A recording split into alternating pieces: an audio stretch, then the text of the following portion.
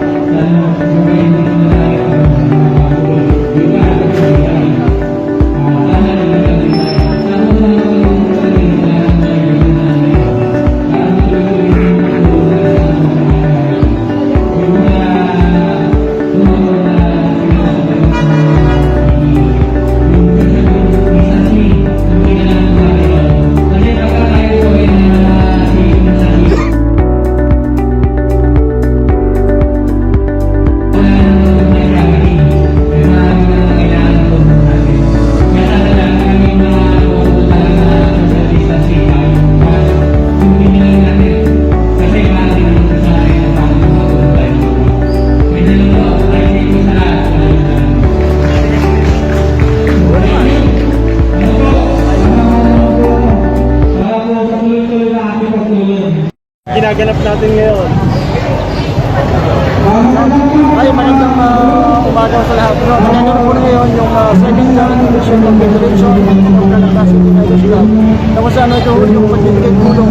Sa tulong din ng kasama ko natin Riders Club, Riders Individual, sa kanyang mga alliance na kasama ko natin. I think umabot ito ng mga 800 to 900 riders individual. No, at 120 na Riders Club yung nakarating ngayong araw ito sumuporta para sa pagbibigay natin tulong sa kasama natin yung sakit na ito kasi isang tumas siya na ginagawa ng riding community na kumagawa sila nito. Halos lahat ng kasama natin ito kung nagbubuo. No, isa kasi bukod sa road safety, yun yung pagtulong sa mga nangangailangan may sakit. Yun yung pinagsasama-sama namin tulong para humaibigay sa kanya. Yung konting tulong naman sama-sama namin. Malaking bagay yung sa mga beneficiary natin para sa kanilang pamumuhay, sa kanilang gamutan. At kung paano, yung bigay natin ay nakapangalabangan nila kahit paano. Muli nagpapasalamat ako sa lahat ng mga dumating, mga iba't ibang Riders Club mula may mga Batangas, may Cavite, merong NCR, may Pasig, sa lugar. At kahit ulan na, signal number 1 sa Laguna. Pero sila ay narito para suportahan yung ating project na second charity mission ng Federation of Calamba City Riders Club for Mr. Ramil Espinosa. Yun, magandang. Thank you po. Thank you.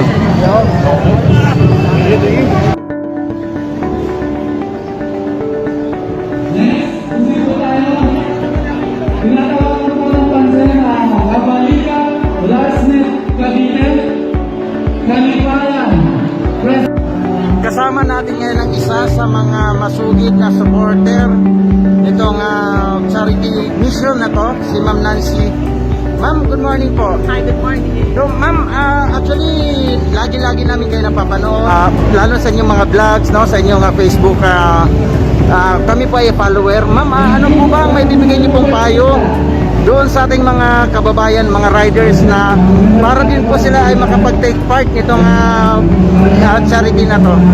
Okay, ang masasabi ko lang sa mga riders na nandito na ngayon, full support lang tayo sa mga may kayang tumulong, sa mga may kaya sa buhay.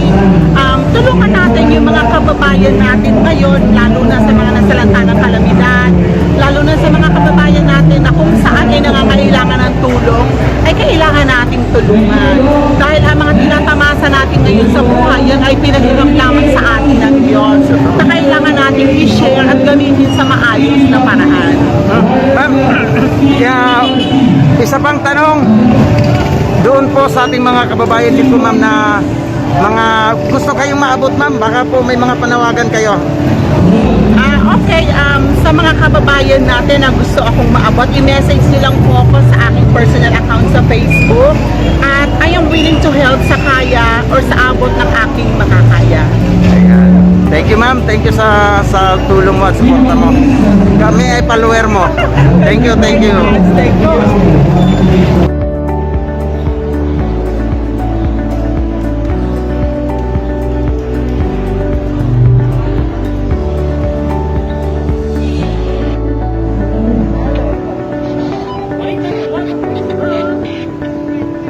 Ayan po, kasama ko rin po ngayon ang Beach Boys Riders Club, mga taga Batangas at ang Team Bagwis.